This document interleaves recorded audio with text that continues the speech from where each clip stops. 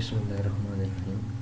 Class 9 English factor board آپ کا جو کل انگلش کا پیپر ہونا ہے اس حوالے سے میں نے ایک سوٹیبل ایڈجیکٹیو یعنی اپروپریٹ ایڈجیکٹیو یعنی مناسب ایڈجیکٹیو ہے ایک پیراگراف آپ کی پریکٹس کے لیے بنا دی ہے اور آنسر کی بھی دے دی ہے۔ اس طرح آپ اور بھی بنائیں، ہو سکتا ہے آپ کی ایکٹیو پیسے کی جگہ یہ آ جائے، کیونکہ آپ کی سیکنڈ ماڈل پیپر کے اندر جو فیڈرل بورڈ نے اپنی ویب سائٹ پہ دی ہے اس میں آپ کی ایکٹیو پیسے یہ ہیں، پیسے وائز کی جو تھرڈ فارم یوز ہوتی ہے ہیلپنگ ورب لگا ہوتا ہے، اس کے علاوہ یہ انہوں نے یہ بھی دیا ہے اپروپریٹ ایڈجیکٹیو یعنی مناسب ایڈجیکٹیو لگا کر بھی فل ان دی بلینکس کرنی ہے۔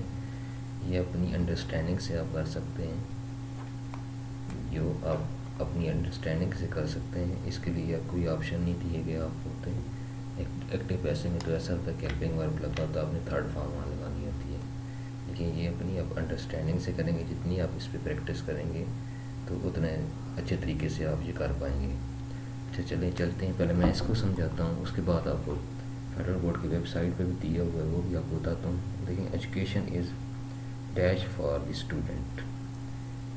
اب دیکھیں یہاں پہ آپ امپورٹنٹ بھی لگا سکتے ہیں، لیکن میں نے اسینشیل نیسیسری لگایا کہ ضروری ہے۔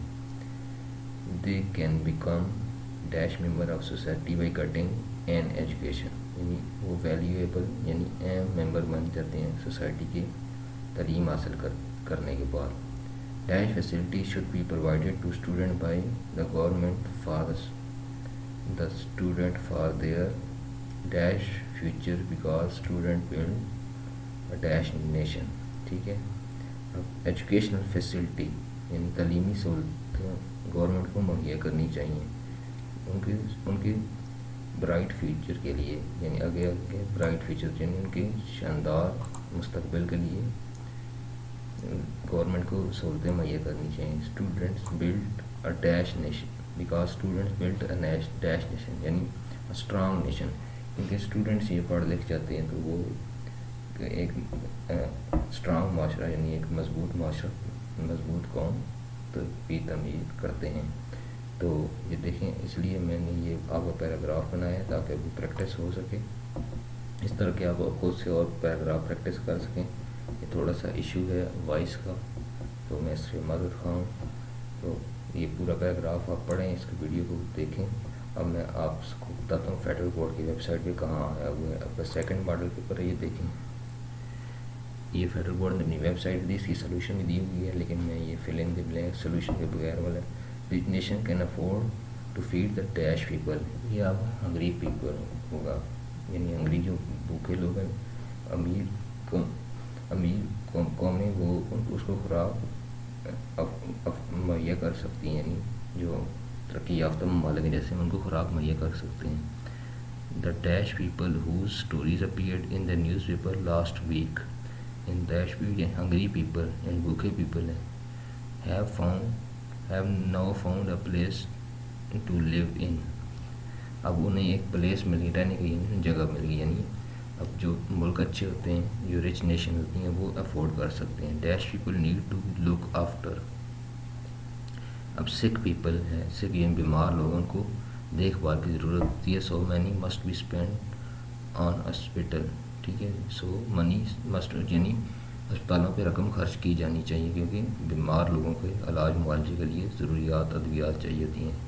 Life must be hard for dash people in our society today, اب ہمارے ملک کی بات ہو رہی ہے کہ ہمارا جو معاشرہ ہے اس کے اندر hard for jobless people, جن لوگوں کے پاس جاب نہیں ہے ان کے لیے today in our society today life must, یہ زندگی بہت زیادہ مشکل ہو چکی ہے جو ہمارے ملک کے حالات ہیں۔ So government must set new industries to overcome these issues, تو چنانچہ گورنمنٹ کو کیا کرنا چاہیے کہ انڈسٹریز لگانی چاہیے کہ یہ ایشو ختم کرنے چاہیے۔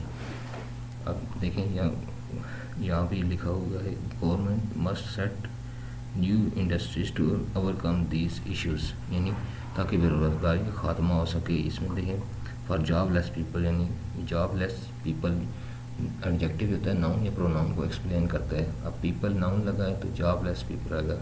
دا prices of daily consumer turn must be reduced to give dash advantage maximum advantage to general public, यानी जो आम पब्लिक है उसके ज़्यादा से ज़्यादा एडवांटेज यानी सहूलियात यानी फ़ायदे देने चाहिए गवर्नमेंट को।